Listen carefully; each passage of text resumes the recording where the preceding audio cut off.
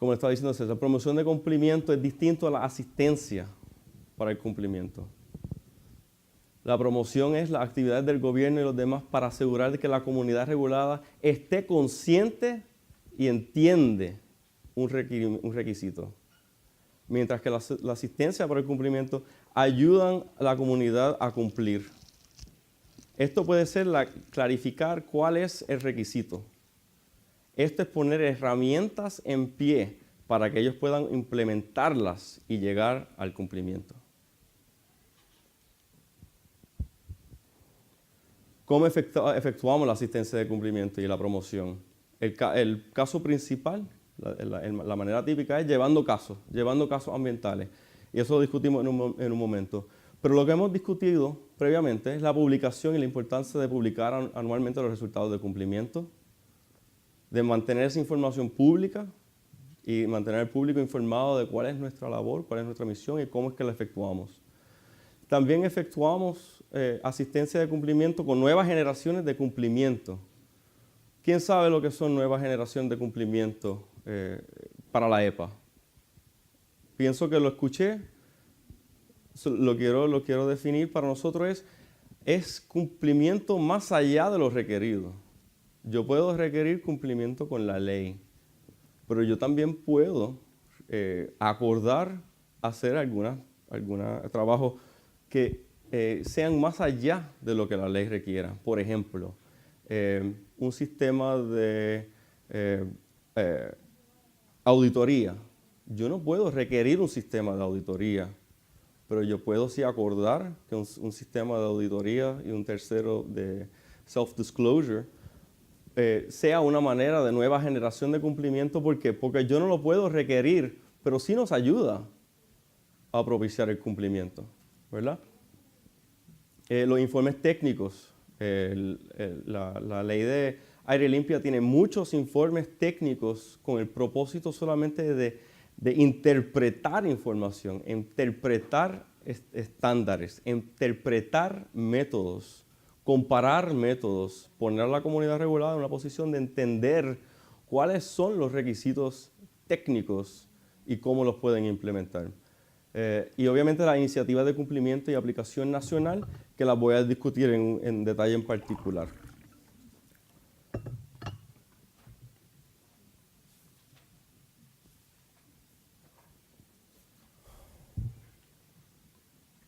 Las iniciativas de cumplimiento y aplicación nacional, estas iniciativas son revisadas cada 3 años y son seleccionadas a base de 3 criterios principales.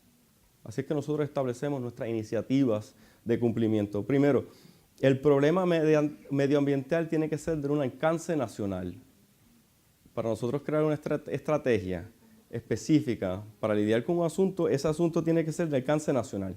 Segundo, las áreas donde existe el incumplimiento duradero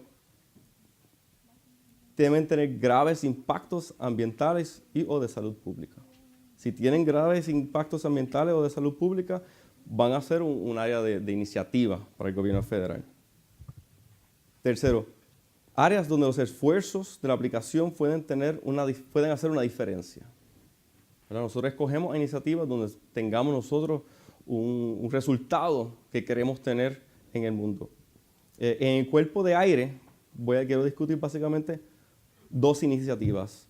Revisión de fuentes nuevas y la prevención de deterioro significativo.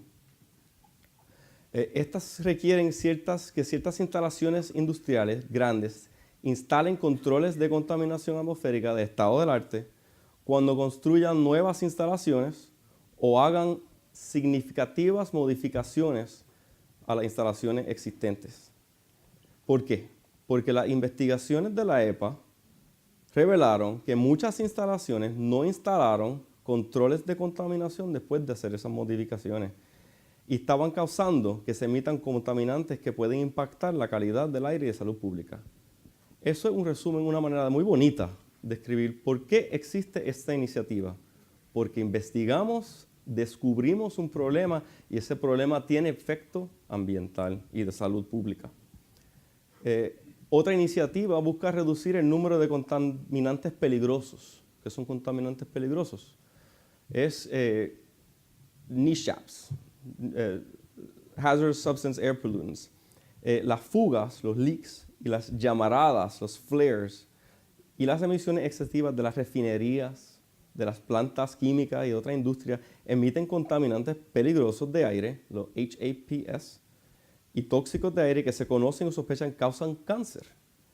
Y el monitoreo reciente muestra que las instalaciones típicamente emiten más emisiones de las que realmente informan.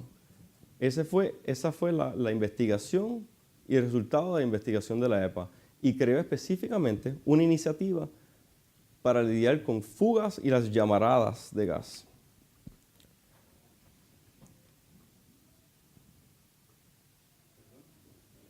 Sí, sí. Correcto. ¿Están emitiendo más, efectivamente, o están realizando mal el cálculo de emisión? Porque imagino que una estimación con algún factor de emisión de la EPA. Esa, buena pregunta, Sí, buena pregunta. Y la iniciativa, el propósito de ella era identificar cuál es la razón Claro. de este incumplimiento. No. Dímelo. En las iniciativas de cumplimiento, él está hablando de las nacionales. También los estados pueden tener sus propias iniciativas de cumplimiento. O sea que es otra manera también de promover el cumplimiento del estado. O sea que las industrias a veces están sometidas por varias iniciativas.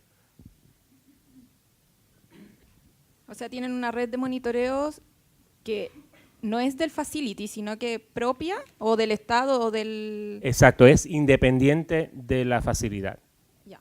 Porque obviamente ahí pues damos cuenta de que corroboramos lo que la facilidad reporta versus lo que nosotros estamos leyendo. Y ahí pues entonces se dio cuenta de... De hecho, por eso es que se llama iniciativa, cada son 3 años. O sea, esto requiere unos estudios antes de tomar la determinación de tomar esa iniciativa. Por eso que siempre estamos trabajando un par de años antes de definir qué iniciativa vamos a tomar, porque depende del estudio que decidamos. La EPA está a cargo de identificar 30 contaminantes de aire peligroso. O sea, la EPA identificó cuáles 30 contaminantes ella determinó eran contaminantes peligrosos y tenían que ser regulados, y que representaban la mayor amenaza para la salud en áreas urbanas. La EPA identificó estos hazardous air pollutants en su estrategia de tóxicos de aire urbano y requiere que la EPA identifique las fuentes de área suficientes para asegurar que estas fuentes representen el 90% de todas las emisiones de hazardous air pollution. O sea, ella misma escogió qué áreas, basada en qué áreas emiten el 90% de las emisiones que nos interesan de hazardous air pollutants. El propósito de la guía era, 1, priorizar las reglas de fuente de área para ayudar a que las agencias delegadas y las regiones enfocaran sus limitados recursos en los estándares más significativos para lograr reducciones en las emisiones en la mayor medida posible.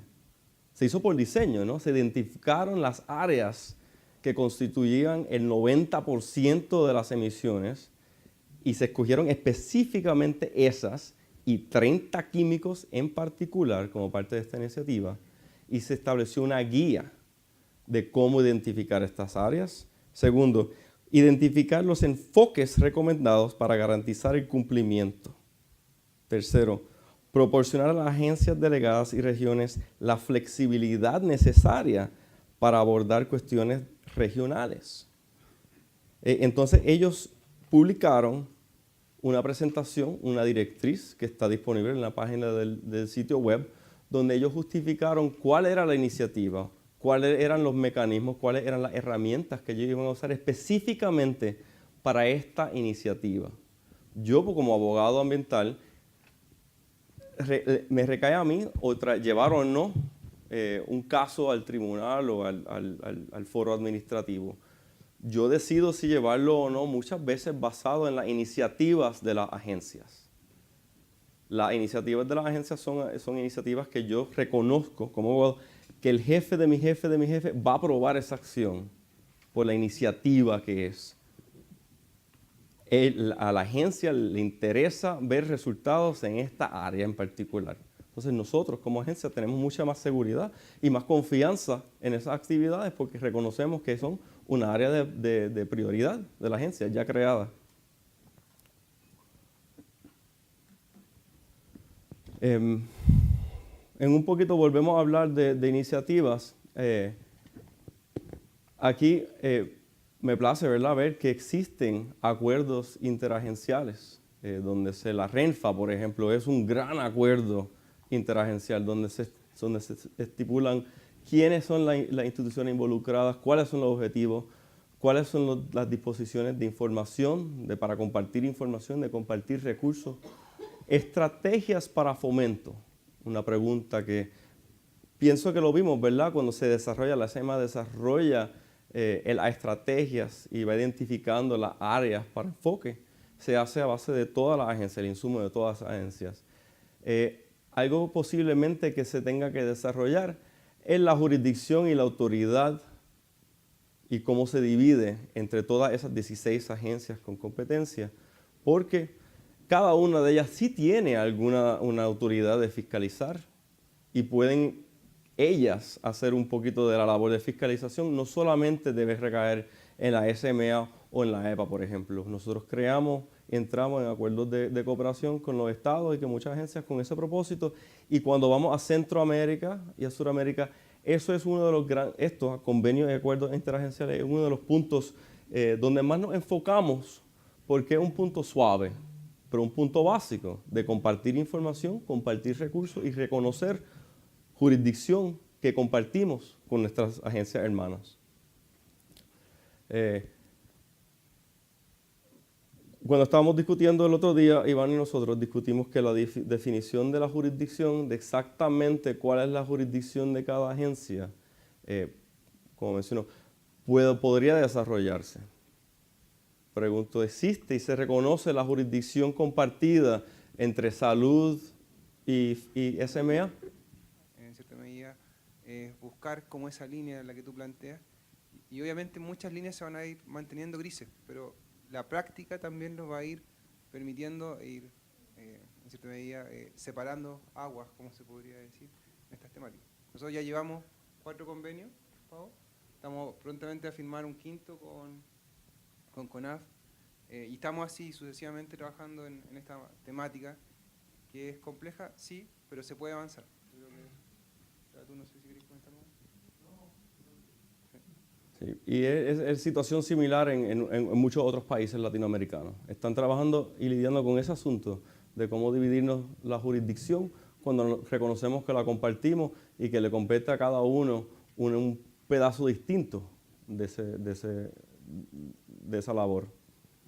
Esto ya lo cubrió César. Nosotros identificamos como algunos enfoques de gestión ambiental: la educación pública, la asistencia técnica, los premios, que son los concursos, incentivos tributarios, subvenciones y acuerdos consensuales. Una cosa, Roberto, los incentivos tributarios, eso fue un programa también que los estados, muchos de ellos, instituyeron, que era que ellos, el impuesto de venta que tienen allá en los Estados Unidos, o el impuesto, le daban una subvención, o sea que los eximían de pagar los impuestos si era un control de aire, de contaminación de aire. Para que entonces... Para el equipo como tal. Para el equipo como tal. Entonces de esa manera pues incentivan un poquito y más le bajaban el costo al equipo. al equipo. Así incentivaban.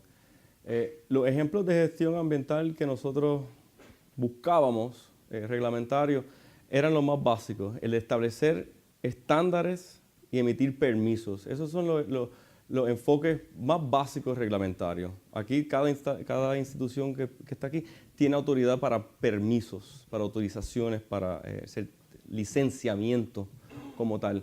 Pero obviamente también el establecer estándares es un enfoque reglamentario, así como requerir pruebas de productos, ¿verdad? Que se conozca cuál es el efecto que va a tener un producto en el mercado, o que se requerir monitoreo de emisiones ambientales o de impacto ambientales, es el monitoreo constante de emisiones.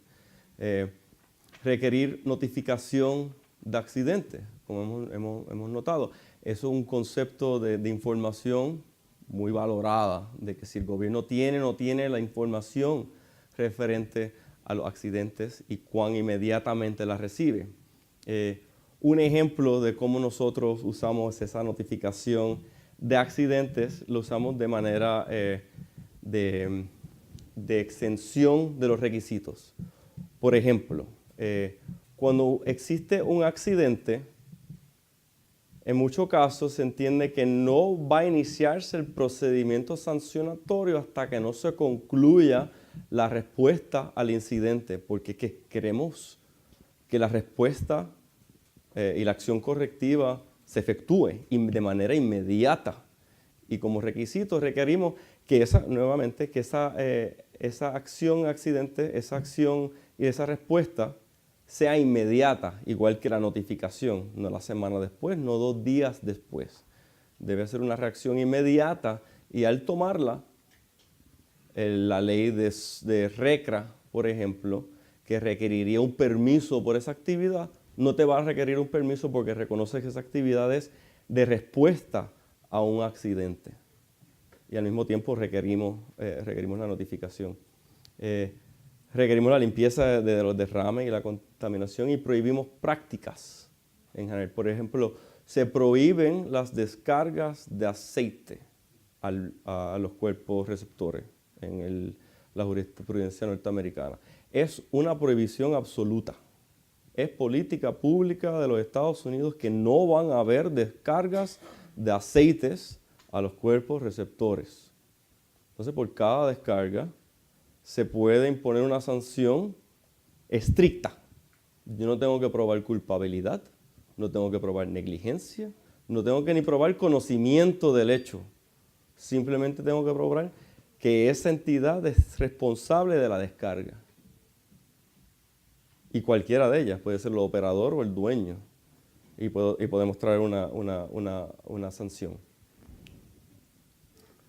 Discutimos también hace un minuto el enfoque económico y basado en el mercado. Aquí tienen una corta lista. Para propósitos de aire, la idea de créditos de emisiones y tasas de emisiones son muy populares, se utilizan mucho. El concepto de, en lugar de establecer un límite de descargas, un límite de emisiones, establezco un límite de créditos. Y voy reduciendo el número de créditos, y al reducir el número de créditos, tengo que reducir, o las instalaciones tienen que reducir sus emisiones. O sea, el control es otro, el control es sobre un número de créditos, pero el efecto es sobre las emisiones como tal. O sea, utilizamos también mucho incentivo del mercado cuando es disponible para hacerlo. O tasas por emisiones. Por cada tonelada que se emita, hay un cobro adicional, por ejemplo, que se pueden crear. Esos ya son ejemplos de mercado como tal. Aquí un ejemplo del programa de lluvia ácida requiere reducciones de SO2 y NOx en el sector energético. Limita las emisiones de unidades generadoras en los Estados Unidos. Empezó en el 1990, se puso en fase con la segunda etapa. En el 2010 se fijó en 8.950.000 toneladas iban a permitirse la emisión. A un nivel aproximadamente la mitad de donde estaban esas mismas emisiones en el año 1980. O sea, en cuestión de 10 años, el número de créditos de emisión se disminuyó y quedó en la mitad. ¿Con el propósito de qué? De cambiar el comportamiento de la entidad regulada, en este caso el sector energético específicamente.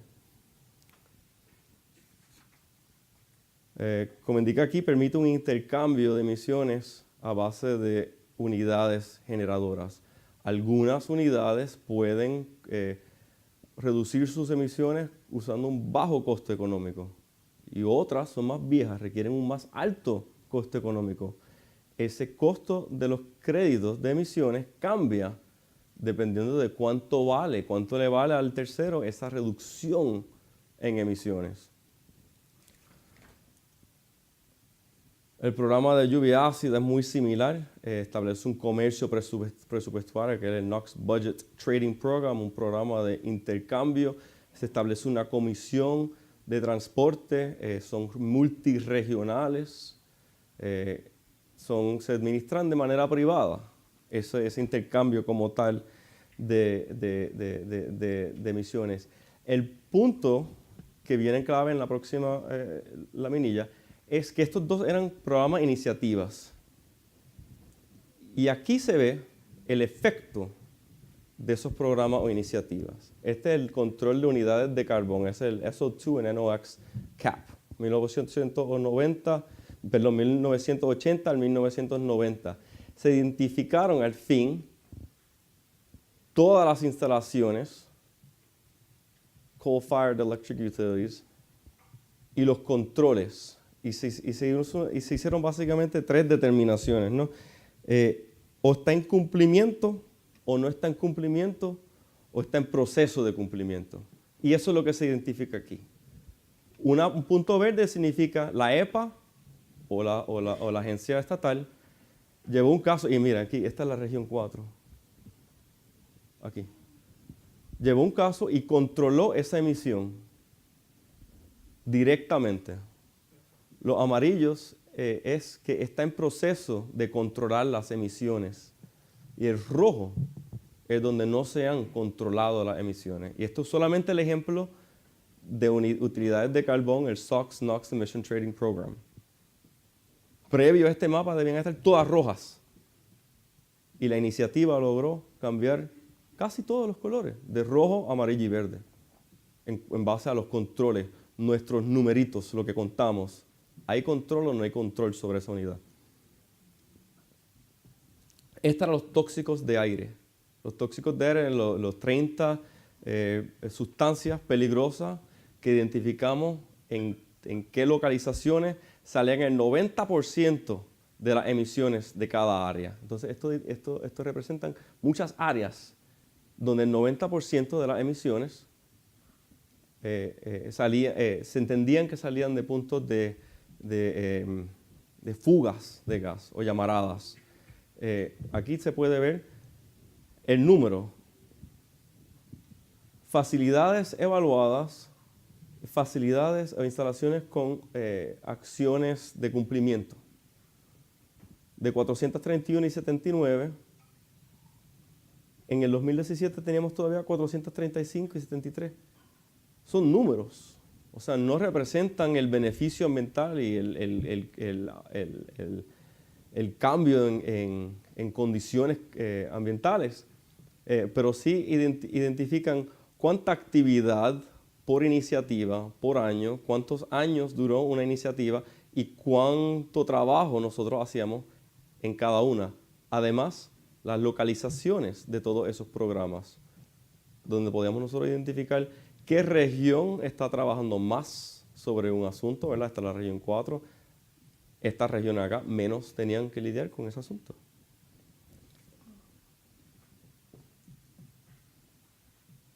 La disuasión, esta tablita, me encanta esta definición, la probabilidad creíble de que se detecte una infracción, una respuesta rápida y cierta, una consecuencia y la percepción de que existen esas primeras 3 condiciones. Nosotros cuando viajamos a Centroamérica le traemos este mismo modelo de sanción y de disuasión. Y le indicamos que sus procesos y sus reglamentos tienen que, de manera combinada, establecer esta situación.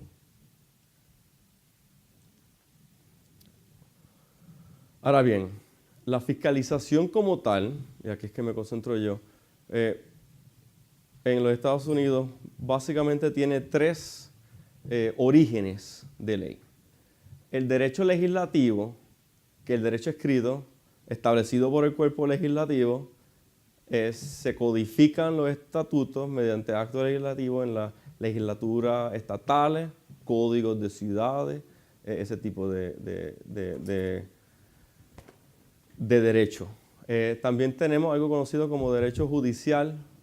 El derecho judicial es creado por juez o tribunal y clarifica una ley, un reglamento, un tratado, un código, donde encontramos que se necesitaba alguna información adicional de lo que estaba provista por el estatuto como tal. Y donde trabajo yo, casi exclusivamente, el derecho administrativo, el cual gobierna solamente las actividades administrativas de las agencias.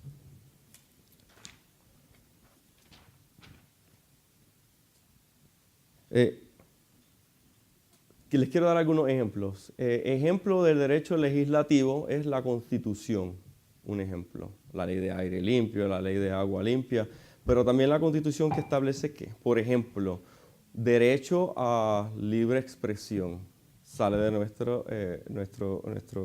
Constitución, pero también el derecho al debido proceso. ¿Por qué la agencia, al emitir una norma o una adjudicación, tiene que cumplir con ciertos requisitos legales? Pues la Constitución establece esos requisitos legales, se conocen como el debido proceso. Interesantemente, nuestra Constitución no tiene una protección ambiental. El medio ambiente no se protege. El Congreso de los Estados Unidos ha interpretado la cláusula de comercio y la ha interpretado de manera de decir, esa cláusula de comercio, como el intercambio de humanos y el intercambio de contaminantes entre fronteras en todos los Estados Unidos, es un comercio, en realidad, porque no se pueden controlar dónde van o no van los contaminantes. El Congreso de Estados Unidos pudo crear las leyes de aire limpio, la ley de agua limpia, CERCLA, la ley de superfondo, por ejemplo.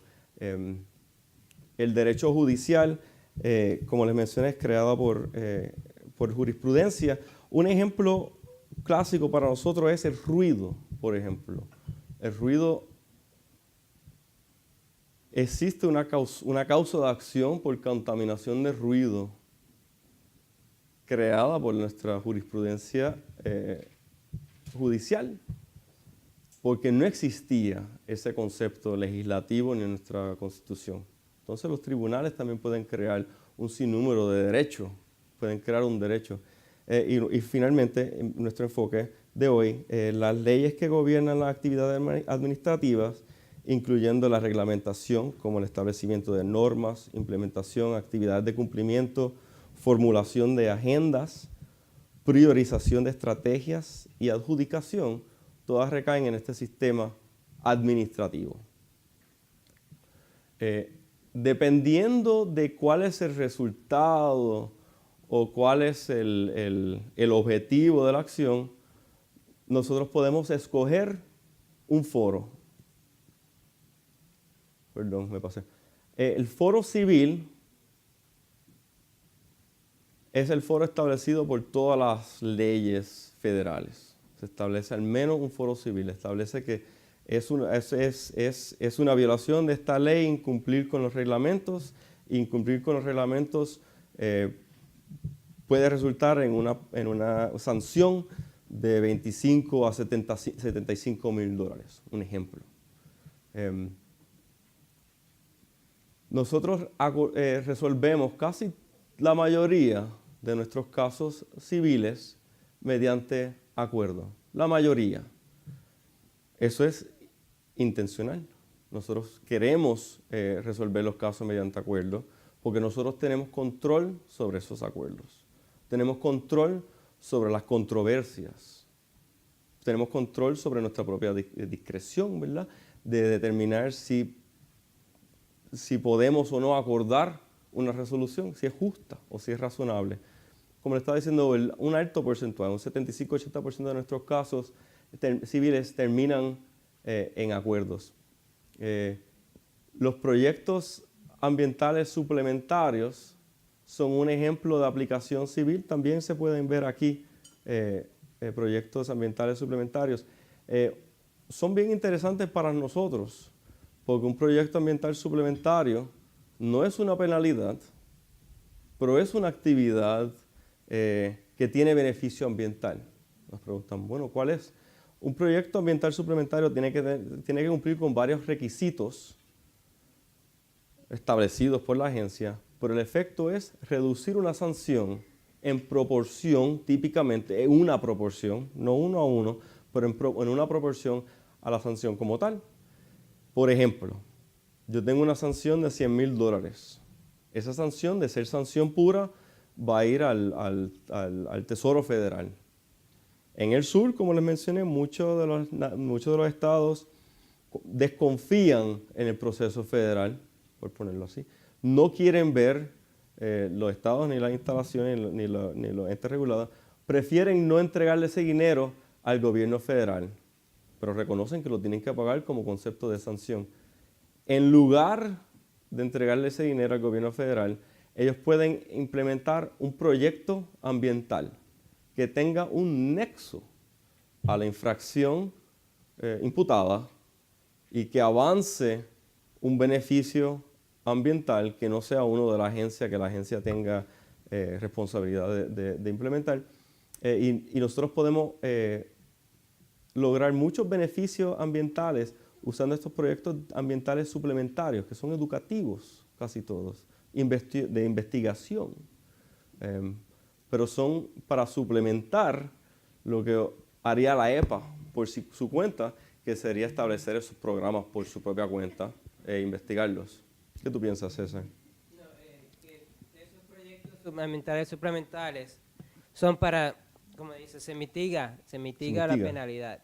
Y tienen que estar relacionados a la violación, a lo que causó. Y son proyectos ambientales.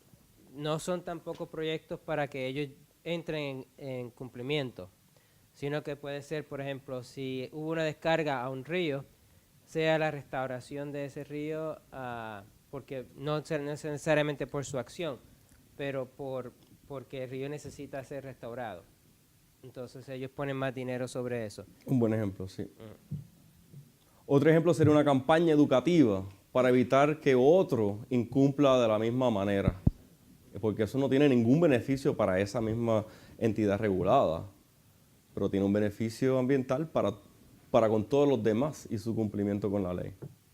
Cada estado también tiene su propia forma de hacer sus sanciones y penalidades y formas también de proyectos ambientales suplementarios que son diferentes, de una política totalmente diferente a la de nosotros. Nosotros no podemos eliminar la multa completa,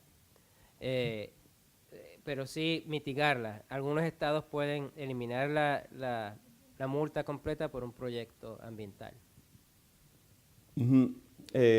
La aplicación penal, vamos a discutirla un poco menos, pero creo que es importante reconocer que existe. Existen penalidades criminales, encarcelamiento, sanciones criminales para muchas actividades establecidas por estatuto y por capacidad estatutaria. Aquí les quiero dar un ejemplo. No sé si reconozcan, pero por ser una consecuencia criminal, el estándar de prueba aumenta, ¿no? Es un estándar de probar algo más allá de la duda razonable, mientras que en el derecho civil solamente es la preponderancia de la evidencia. En situaciones de aire limpio, hay típicamente una penalidad y 5 años de encarcelación. ¿Por qué? Ejemplos. Por construir o no modificar una fuente de emisión. 5 años de encarcelación y una penalidad. Otro ejemplo, de demoler más de 260 pies lineales de asbestos. 5 años de encarcelación. Incumplir con requisitos sobre refrigerantes. 5 años de encarcelación. Falsificación de información. 5 años de encarcelación. Alterar equipo de monitoreo. 5 años de encarcelación. Son obviamente muy severas estas penalidades. Adelante, sí. ¿Hay alguien en la cárcel? Sí. Le quiero decir, hay en la cárcel tanto individuo técnico encargado de alterar el equipo como el que dio la instrucción a que se alterase el equipo. Como CEOs de compañía. El jefe de la compañía Sí, todo eso es... Sí. El top 10, sí. A la cárcel, sí. ¿Qué requieren? Sí. Requieren casi siempre conocimiento de la infracción, de lo que nosotros le llamamos es el mens rea, la intención de violar la ley, de incumplir. Falsificación de información. ¿Podría ser alteración de un informe, de un reporte? O alterar un equipo, por ejemplo, que el equipo, no sé, esté declarado en falla y efectivamente no estaba en falla. Sí, pero sí, tengo Sí. dos casitos. Uno es el caso de Volkswagen en Estados Unidos, donde la compañía alteró los resultados de sus pruebas del emisiones y pues una acción criminal y tuvieron que pagar mucho dinero. O sea, una millonaria, la cantidad Multimillonaria. multibillonaria. Otro caso, no tan exorbitante como Volkswagen, fueron los laboratorios. Hubo laboratorios que falsificaron, alteraron los números de una evaluación y son laboratorios de la EPA, o sea, eran contratistas de nosotros, que ellos, por alguna razón, que no viene el caso, alteraron los resultados. Y pues, o sea, tú alterar los resultados estás desviando totalmente la conclusión de una acción, ¿verdad? Estás reportando algo malo. Obviamente, pues, el presidente del laboratorio preso, la compañía dejó de ser business, desapareció, así que tiene unas consecuencias bastante radicales. En práctica, la EPA, como mencionó César, contamos con una división criminal específica que se encarga de casos criminales. No los llevamos todos, cada uno de nosotros. Yo he sido parte de un caso criminal porque yo llevaba el caso administrativo y me pidieron, Roberto, por favor, espera el caso administrativo en lo que nosotros llevamos el caso criminal primero. La misma información teníamos ambos, en la división criminal como la división administrativa. La división criminal no me puede solicitar información a mí, la división administrativa, pero yo sí se la puedo proporcionar. Entonces nosotros los pusimos a ellos en una posición de tener toda la información necesaria para establecer conocimiento de falsificación en este caso. Y el caso no lo tuvimos que llevar nosotros administrativamente porque el individuo quedó encarcelado. En este caso, según lo que entiendo, ustedes identificaron una infracción, estaban falsificando la información. Y lo que hicieron, Hicimos un referido a la división criminal. Seguimos investigando nuestro propio caso. Luego se estableció un Parallel Proceedings Memorandum, un memorando de procedimientos paralelos. Paralelo al procedimiento administrativo que estaba iniciando yo o que estaba llevando a cabo yo, se iba a instalar una investigación criminal que solamente puede ser adjudicada en un tribunal judicial, no puede ser administrativo. Y sí, existen muchos casos, ejemplos específicamente de ellos, donde hay un componente administrativo que la agencia se mantiene, sean de récords o de algo, y hay un componente criminal que va a tribunal, que termina con tiempo de cárcel y sanciones penales. La misma situación, el mismo actor, dos foros distintos, con dos resultados distintos, uno cada uno.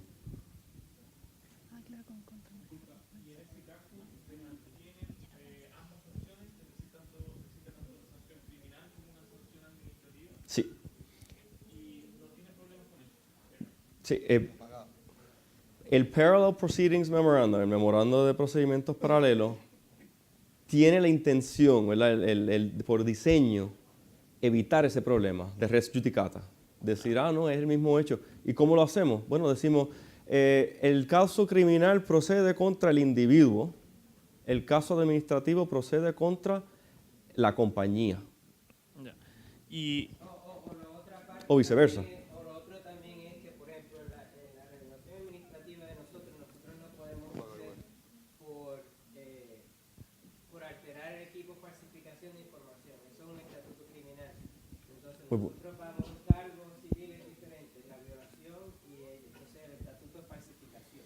Sí. Ya. Y puede que yo tenga que llevar el caso usando esa data, y ignorando el hecho de que pienso yo que es falsificada, la tengo que utilizar como si fuese útil. ¿Y han tenido casos en los cuales estamos hablando de un mismo hecho, es una infracción a un estatuto administrativo, por ejemplo, de competencia de ustedes, y un estatuto administrativo que sea de competencia de otra agencia? ¿Hay alguna prioridad de una agencia por sobre la otra? ¿Pueden sancionar ambas agencias? Ambas. Buena pregunta. Ambas. Un casito que yo manejé y fue en Puerto Rico, que fue administrativo y criminal. Administrativo en contra de la compañía y de la agencia de gobierno que era a cargo de los trabajos que hubo violación, infracción en asbesto. Criminal fue en contra del dueño de la compañía y del vicepresidente. El vicepresidente se declara culpable en la corte y el presidente dijo que no, se fue a juicio y peleó. O sea, sí se pueden llevar las dos cosas a la vez, pero como dijo el licenciado, tiene que ser un solo ente, una persona jurídica, tiene que ser el administrativo de la compañía, pero entonces judicial es la persona. Y pueden ser cargos diferentes también para ambos. En el caso, si puede ser que haya más violaciones, no necesariamente ambientales, pero pueden ser otras criminales, y se hace junto. Por ejemplo, hay veces que son casos de droga, que hayan tenido una compañía, que hayan tenido también casos ambientales y está junto. Pues se hace junto y parte de la sentencia se incluye los cargos de manufacturación de drogas y eso junto con lo ambiental.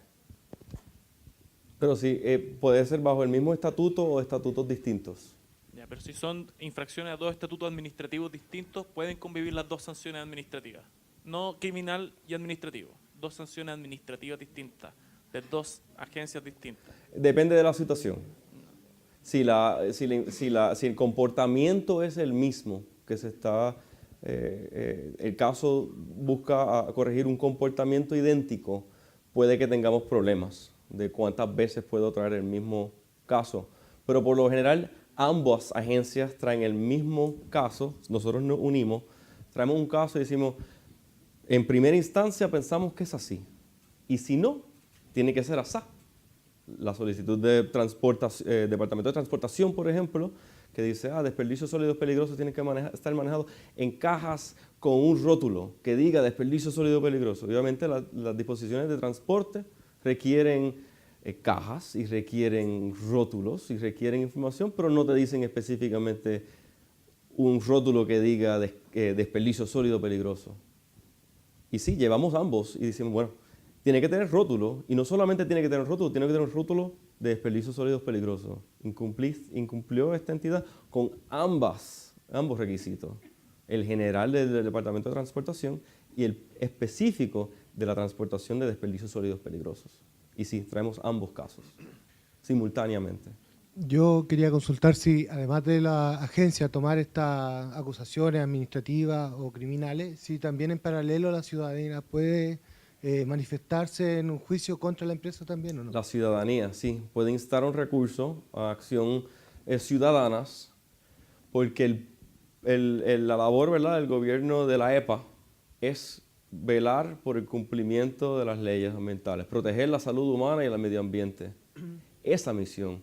Si una entidad privada, un ciudadano, determina que yo no estoy cumpliendo con esa misión, yo no estoy protegiendo seguridad humana, salud humana, el medio ambiente, él puede traer la misma acción que debo traer yo.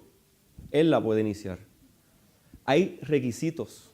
Él me tiene que informar a mí de la acción que piensa instar y darme 30 días para responder. Un ejemplo.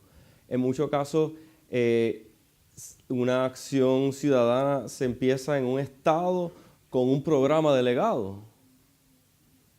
La acción ciudadana dice, ¡epa!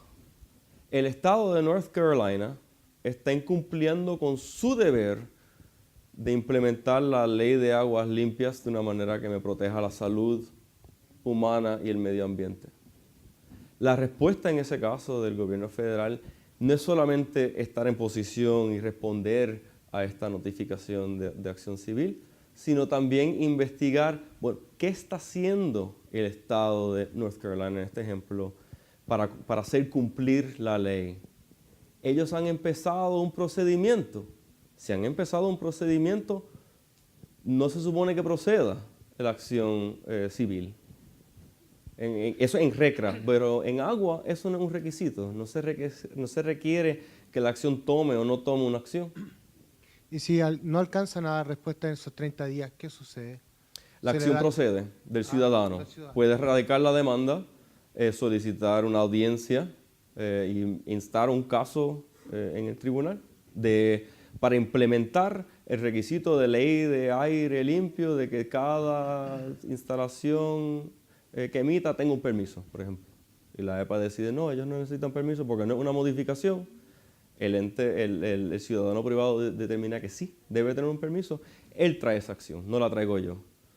Y la defensa, ella misma se defiende en el tribunal judicial y la EPA siempre tiene la oportunidad de intervenir y volver ella a recoger ese asunto y a defenderlo porque es su interés, ¿verdad? El mismo interés público. Me falta bastante. Queremos hablar mañana, entiendo yo, del procedimiento más bien de sanción y el establecimiento de cómo establecemos riesgo, daño al programa, daño ambiental. Así que mañana por la mañana volvemos a iniciar nuevamente esta presentación va a estar disponible para cada uno de ustedes y nuestra información de contacto va a estar disponible para que nos dé seguimiento. Si busca, por ejemplo, un escrito de procedimientos paralelos criminales administrativos. Nosotros tenemos un procedimiento de cómo establecer dos procedimientos paralelos que puedan seguir ambos sin afectarse uno al otro. ¿Tú tienes un minuto, Iván, de hacer unos comentarios? Sí, bueno, más que nada, en primer lugar agradecer al equipo, a Roberto, Ramón, César, por la jornada. También agradecer a todos los que estaban presentes. Comentarles que, bueno, mañana iniciamos a las 9 de la mañana. Ya el objetivo va a ser retomar un poco esta presentación. Después vienen las presentaciones de Ramón que están enfocados al tema de contingencia. Y en la tarde ya vamos a empezar a entrar a los casos prácticos. Ya a ver los casos que va a presentar la agencia. Y, bueno, más que nada eso, está la instancia, están los momentos para conversar. Cualquier duda, acá vamos a generar los mecanismos para poder que ustedes se puedan conectar con las profesionales que se requieran. ¿Ya? Muchas gracias a todos. Gracias a todos. Nos vemos mañana.